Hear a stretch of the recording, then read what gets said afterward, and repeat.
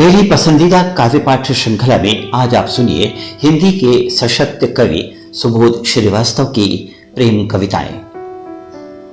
उनकी प्रेम कविताएं एक ऐसा एहसास है जो हमारे दिलों को स्पर्श करता है और हमें सोचने के लिए बहुत कुछ देता है।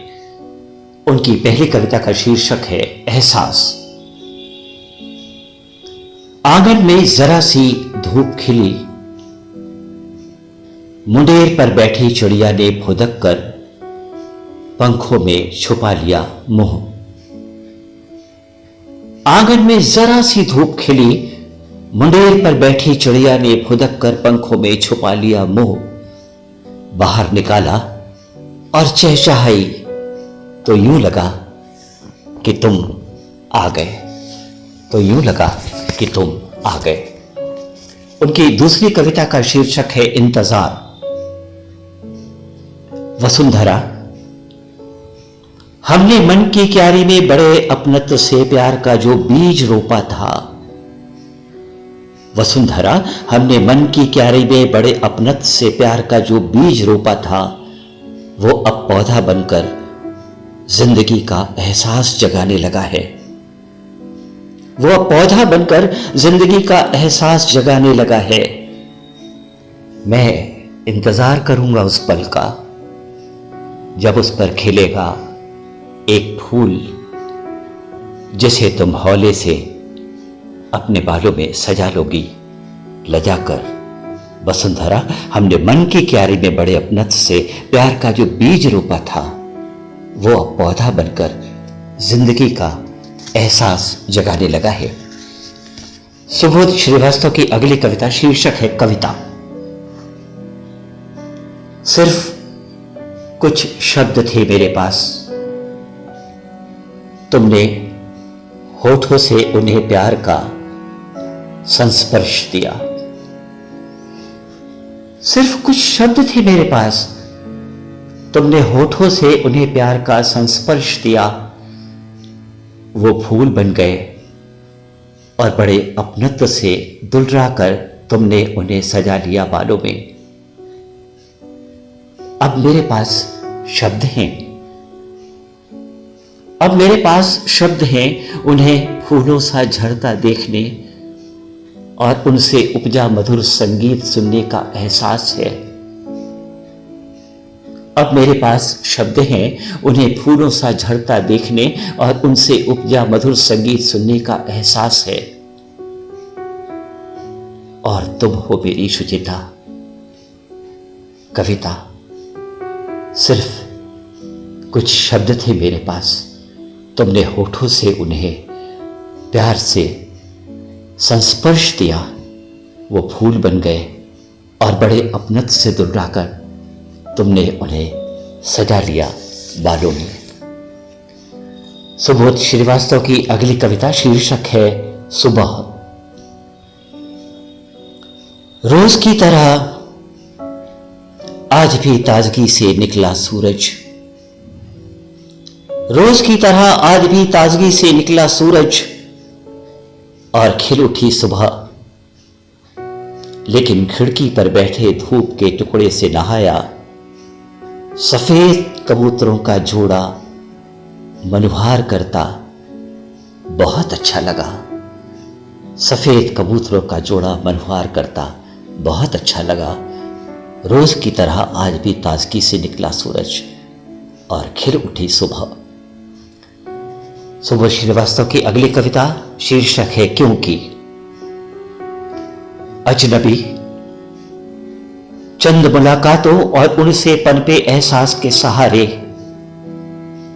कुछ पल साथ चलने के बाद। अजनबी, चंद मुलाकातों और उनसे पनपे एहसास के सहारे कुछ पल साथ चलने के बाद जन्मे भावनाओं के शिशु को दोस्ती का नाम देकर। अजनबीपन का बुक्कल उतार फेंकने से पहले हम एक बार फिर सोच लें। भावनाओं के शिशु को दोस्ती का नाम देकर अजनबीपन का बुक्कल उतार फेंकने से पहले हम एक बार फिर सोच लें। क्योंकि जिस्म से इस नाम का मुलम्मा उतरने पर अक्सर दिल में कुछ टूटने की आवाज हुई है, जो बेचैनी से देर तक टहलने के बाद फिर वापस अपनी जगह लौट गई है। अजनबी चंद मुलाकातों और उनसे पनपे एहसास के सहारे कुछ पल साथ चलने के बाद। सुबोध की अगली कविता शीर्षक है तुमने कहा था। साथी तुमने कहा था दूर तलक साथ साथ चलेंगे हम। साथी तुमने कहा था दूर तलक साथ साथ चलेंगे हम। मैंने हामी भरी थी कि समंदर किनारे वो रेत का घरौंदा जिसे हमने बड़े अपनत्व से बनाया था कभी वास्तविक स्वरूप लेगा। साथी तुमने कहा था दूर तलक साथ साथ चलेंगे हम। मैंने हामी भरी थी कि समंदर किनारे वो रेत का घरौंदा जिसे हमने बड़े अपनत्व से बनाया था कभी वास्तविक स्वरूप लेगा। अचानक जाने क्या हुआ, तेज तूफान आया। देखो रोको खत्म हो रहा है उसका अस्तित्व। अचानक जाने क्या हुआ, तेज तूफान आया। देखो रोको खत्म हो रहा है उसका अस्तित्व। सुबोध की अगली कविता मौसम सी तुम। मेरे अपने वायदा था तुम्हारा, लेकिन वापस नहीं लौटे तुम। मेरे अपने वायदा था तुम्हारा, लेकिन वापस नहीं लौटे तुम। मुझे इस पे कोई ताज्जुब भी नहीं, न कोई टीसन है अंतर्मन में मेरे। मुझे इस पे कोई ताज्जुब भी नहीं, न कोई टीसन है अंतर्मन में मेरे, क्योंकि एहसास है मुझे कि वायदे ज्यादातर तोड़ दिए जाते हैं और अक्सर लौटते भी नहीं जाने वाले। कि वायदे अक्सर तोड़ दिए जाते हैं और अक्सर लौटते भी नहीं जाने वाले। आजकल मौसम का मिजाज भी तो कुछ ऐसा ही है, बिल्कुल तुम्हारे जैसा। सुबोध की अगली कविता है, शीर्षक है नियति। तुमने तूफान में झुकना मुनासिब समझा और सी लिए होठ भी। तुमने तूफान में झुकना मुनासिब समझा और सी लिए होठ भी। मैं खड़ा रहा पहाड़ की मानिंद, फिर मिला मुझे सिर्फ एकांत। तुमने तूफान में झुकना मुनासिब समझा और सी लिए होठ भी। मैं खड़ा रहा पहाड़ की मानिंद, फिर मिला मुझे सिर्फ एकांत।